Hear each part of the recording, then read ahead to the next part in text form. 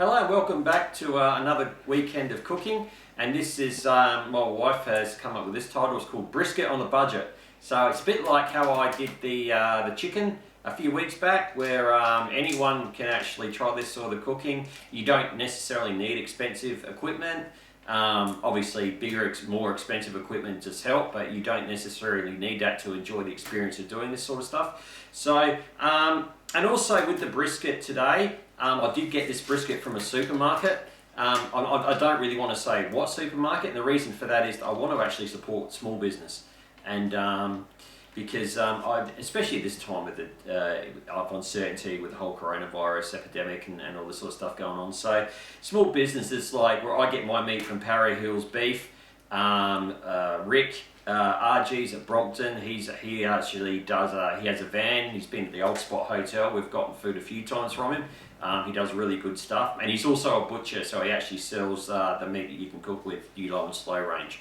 So let's get into this first. So, and I'm doing everything as cheaply as I can today. So things like, I'm not using any of my expensive rubs. I'm not using even my expensive thermometer. This is the first thermometer I've got. I think I got it for Christmas from Michelle's mum, and it was about $5-6. It's not expensive, but I just want to prove that you can, the cheaper utensils will still be able to do the job. So let's take the brisket out first. So this brisket is just over 1.3 kilos. I paid at the supermarket $19.35 for it. And it's about $14 a kilo, which actually isn't too much less than what your briskets would be at a butcher. They're around $15-16 a kilo. I've seen some of them for. And with supermarkets, low and slow is really becoming more and more popular. I mean, when I got this brisket, I only had one of three choices, three different picks of brisket. So, other people are buying it. Your supermarkets also sell ribs. Rick does have a chain where he does sell low and slow meats to Drake's, the Drake's chain. So yeah, so you can see here it's obviously a smaller brisket, but it still needs a little bit of trimming because there's still a bit of hard fat here. So you can see the knife, even the knife I'm using was the first knife I ever bought when I started this. This was about a $10 knife. So I'm going really, cheap as I can.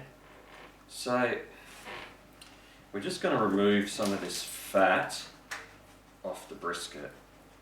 Like I've shown before, this hard fat we want to try and trim off. And when I first looked at this in the pack, it didn't look like there was a lot of fat at all. But it's just a little bit on here. So initially I thought I might be able to get away without even trimming. But there is some of this hard fat we really want to try and get off. Now because it's not a big, it's a brisket cut, obviously not a full brisket for this size. But because it's a bit of a brisket cut, you want to try, obviously get the hard fat off, but try and leave us, try not to get the meat off too much. Alright, so there was a big lump of fat here. So, and actually I must confess the brisket actually looks better when I took it out of the packet than what I thought it might have been. So I'm just trimming the fat off.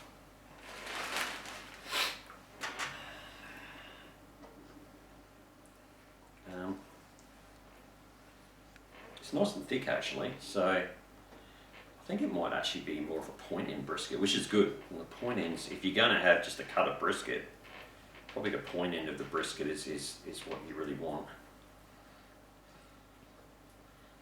So I'm just going to, and I mentioned this before, we don't need to take every lump of fat off. It's really not necessary to take all of it off. You just really want to get that hard fat off. And I've said this so many times before, the stuff is not going to render.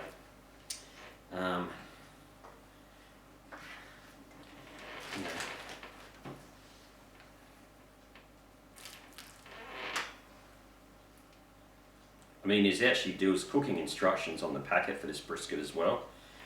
That's obviously more for oven, because you can actually cook these in ovens.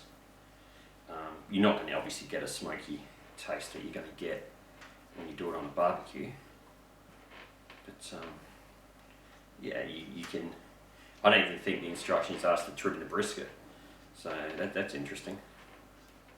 Yeah, I'd say this is definitely a point end of a brisket. And you see there, that's sort of fat getting out. So, and I do apologise, Ziva's just being a dog, aren't you, Ziva? And she always chooses to bark every time we do a video. She was as good as gold this morning. As soon as I decided I was going to film, she decided, didn't she, Shell? She decided she was going to start barking. So just get some of this silver side stuff off as well. You can see this knife's actually still really good. I do like this knife because it's a little smaller than my big one that I use for the bigger brisket. So, you know, and again, getting started, you don't need, you know, particularly if you want to see, you know, if you're going to enjoy this process or not. You don't want to go out and buy expensive stuff if you're never going to sort of use it. So, and even the alfoil I'm using today, I've decided I'm not even going to use my normal Costco bought alfoil. I'm actually just going to use some of their home brand stuff in the pantry. Just the idea it is just to show that anyone can do this. Ow! Just kidding. No, I didn't cut myself at all. I did actually stab myself, interestingly, when I did those beef ribs, and I didn't realise till afterwards. So, alright, so,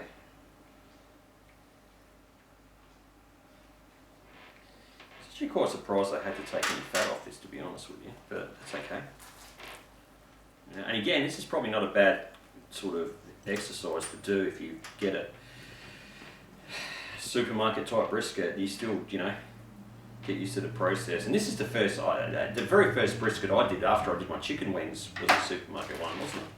Yeah, we did a supermarket one. So, and yeah, that came out. And this will still come out pretty good, don't get me wrong. You know, obviously, you know, your quality of meat, you know, being realistic, is probably not going to be there like something you would pay, you know, $19, $20 a kilo for. You just can't expect it. But if you do this right, it's still going to come out nice and tasty.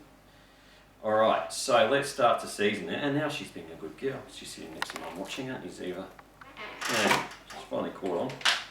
Yeah, there she goes. Say hello, Ziva. And she's sitting watching. She's sitting watching. Alright, good girl. Probably because she can smell the meat, I'm thinking. Alright, now let's get to seasoning. And like I mentioned, if I haven't mentioned it, I'm saying it again, I'm not using any of my expensive imported rubs that I buy. This is all supermarket stuff, alright? G-Fresh have just recently bought out, well, I've only recently noticed a beef brisket rub now. It's like $5. And so I'm really keen to give that a go. So G-Fresh, I rave about G-Fresh all the time because I think they do amazing stuff. The herb and garlic seasoning we both love. You can pretty much put it on everything. But yeah, they just came out with this, so I'm really keen to give this a go. It says it's got some pink salt in it, whatever that is. So it's obviously a salt and pepper based rub. But speaking of brisket rubs, if you don't have a rub, don't worry. You can just use salt and pepper. There's a restaurant in Port Adelaide, Low and Slow, and I asked them how they actually do their briskets, because their briskets are really tasty. And they do the same thing. They literally use salt and pepper. That's all they use. So you can just use salt and pepper and it's still going to come out great. Alright, but, you know, for $5, you know, buy a rub like this, give it a go. You know, it's going to have a bit more extra flavours in there. It actually smells quite good as well. It smells actually like, similar to the other brisket rubs I've got. So again, the Worcestershire sauce, you can even actually, I was in the 7-Eleven, the 24-hour survey yesterday, after I dropped my wife off to work, and when I got a coffee, and I actually had a look, and they actually sell a lot of this stuff. The Worcestershire sauce there, they had the apple cider vinegar that I use for the pork. So even if you're in a hurry, you know, if you can't get to a supermarket, other than the brisket, like everything else, pretty much, you'll find a server that sells it. So I was almost just going to use the salt and pepper today, but you know, we might as well give this a go. It's $5. You know, most of those other rubs I use are anything from $25 to $30. So, all right. So we're going to rub. So we're just going to rub the sauce in so it'll stick to it. All right. And oh, yeah, you know what? This will work. We've got some tissues here. Tissues are wet. I'm just going to wipe my hands down, just so I can grip the.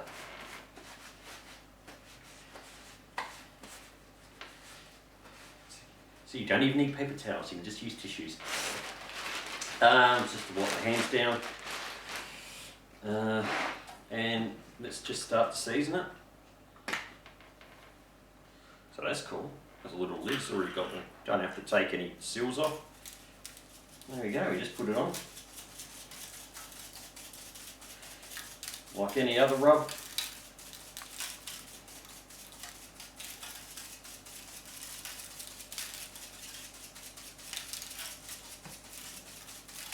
Actually, this is quite good, I like this.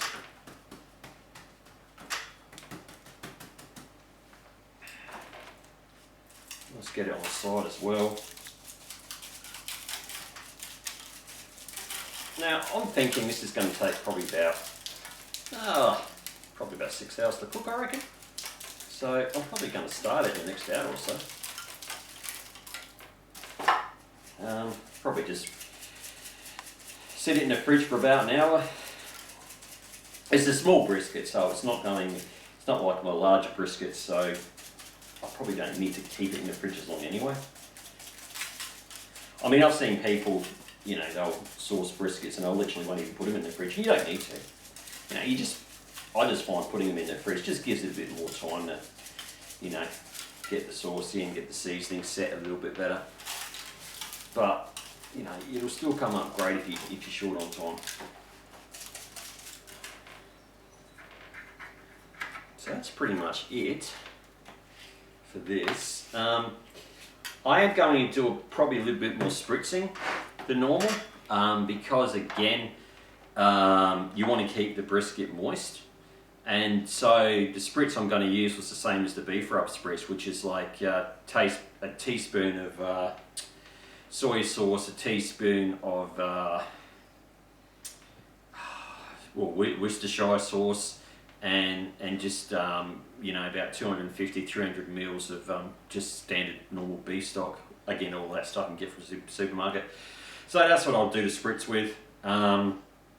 And yeah, my next video, I will show you how I've set up the barbecue. We'll get the firelighters going, and then we'll put the meat on. That's probably only going to be another hour or so. Then we'll get started on that one. All right, I'll check you back then. All right, thanks again for watching. Appreciate it. See ya.